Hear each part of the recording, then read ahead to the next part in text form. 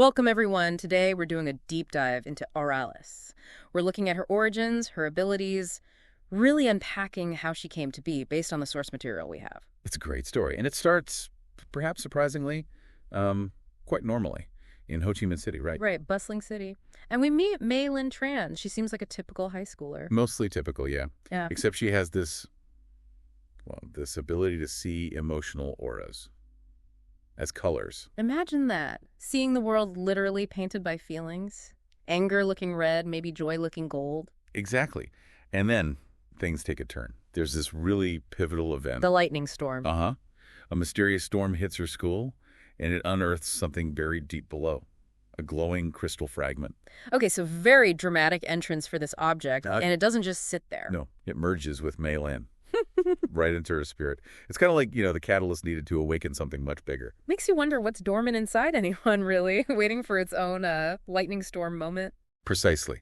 And this merging, that's the birth of Auralis. Those latent abilities she had, the aura sensing linked to ancient Vietnamese mystics, they flare up, fully active. So it's like unlocking a whole new sense, a deeper layer of reality. And it's not just passive sensing anymore. Her powers develop, really quickly. What kind of powers are we talking? Well, she can release her aura as energy blasts, focused power. And her reflexes get boosted way beyond normal human limits. And the self-forming armor.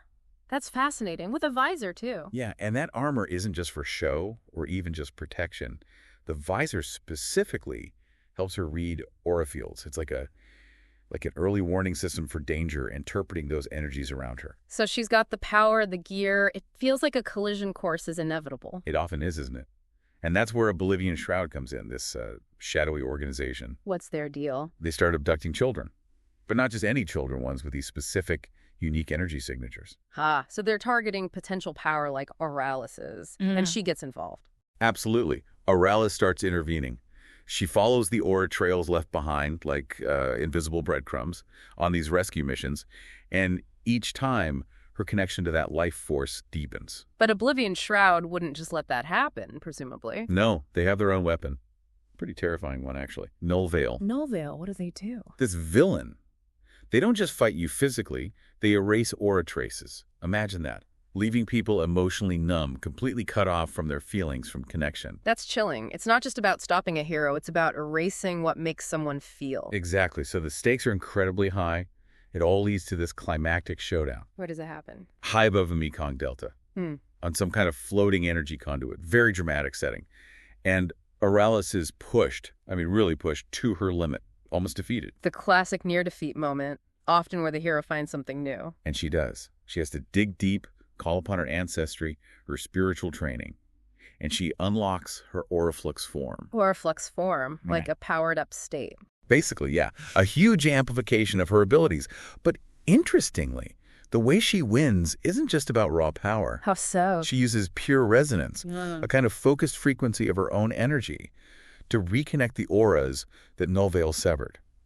She shatters their suppression tech through harmony almost. Restoring balance. A victory through understanding, not just force. I like that. What happens after? Well, Oblivion Shroud gets dismantled. Their threat is neutralized for now. And Auralis makes this vow to protect the spiritual balance, not just in Vietnam, but beyond. Her scope widens. And her role changes too, right? She doesn't just fight. No, she becomes a mentor, guiding other young people who have this aura sensitivity. A guardian of emotional harmony, you could say. So she becomes a symbol. Definitely. The source mentions this visual cue when emotional energy is dim. Sometimes people see a streak of blue light. That's Auralis, representing that unseen strength, the world's invisible flame. What an incredible journey from Mai Linh, seeing colors, to Auralis, protector of this fundamental energy. It really makes you think, doesn't it? Taking inspiration from Auralis. What unseen energies or connections might we be missing in our own world just because we only focus on the visible? Something to ponder. Thanks for joining this deep dive with us.